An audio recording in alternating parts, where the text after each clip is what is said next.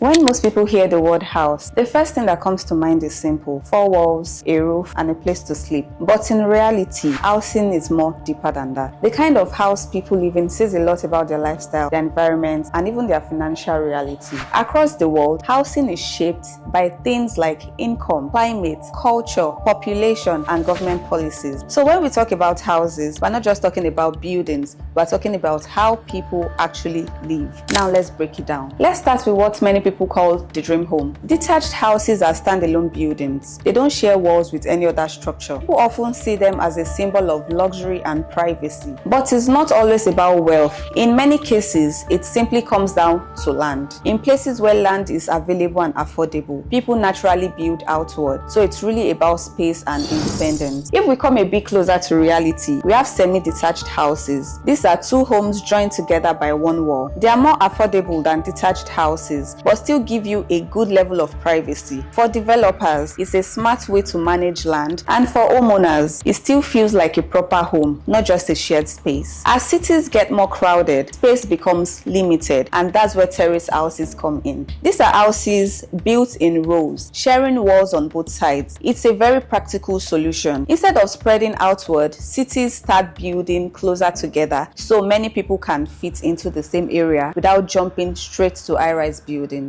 Apartments take it a step further. Instead of spreading out, we now build upward. Apartments are multiple housing units inside one building, from small studio spaces to bigger family-sized units and even luxury penthouses. They come in shared facilities like staircases, elevators, and parking. In busy cities, apartments are not just an option, they are almost a necessity. Then we have duplexes, and this one can mean different things depending on where you are. It can either be two separate units in one building or one home split into two floors connected inside. Either way, the idea is the same: maximize space. Instead of building wide, you build upward, especially where land is expensive. Bungalows go in opposite direction. These are single-story houses, everything on one level. They are simple, easy to maintain, and very accessible, especially for older people, but they take up more land, which is why you mostly find them in areas where space isn't a big issue. Maisonettes are like a mix between an apartment and a house. They are usually inside a larger building but designed to feel more private. They often have their own entrance and internal staircase, giving you that house feel, even though you're technically in a shared structure. But it's a nice middle ground, more space and privacy than a flat, but not as expensive as a full house. Now let's talk about the top tier, literally. Penthouses are luxury apartments located at the top floor of a building, but it's not just about being upstairs, it's about the experience. Bigger space, better views, more privacy, and premium finishes. They are designed for people who want comfort, exclusivity, and a certain lifestyle all in one place. Townhouses sit somewhere in between apartments and standalone homes. They are multi-floor houses that share walls with neighbors but still have their separate entrances. You often find them in well-planned estates. They are especially popular with young professionals, people who want a balance between community living and personal space. Now, this is where things get interesting. Mobile or prefabricated homes are built in factory but then moved to where they'll be used. They are faster to build and more affordable. With housing becoming more expensive globally, this is quickly becoming a practical solution for many people. On the other end of the spectrum, we have mansions and luxury homes. These are large high-end properties with everything from smart systems to pools, gyms, and even private cinemas. But beyond the lifestyle, they also serve as investment. They are not just homes, they are assets and symbol status. And finally, we have traditional and cultural homes. Before modern architecture, people built houses on what they had around them: mud, wood, stone, and designed homes that fit their environment. These houses tell a story. They show how people adapted to their climate and lifestyle long before technology made things easier.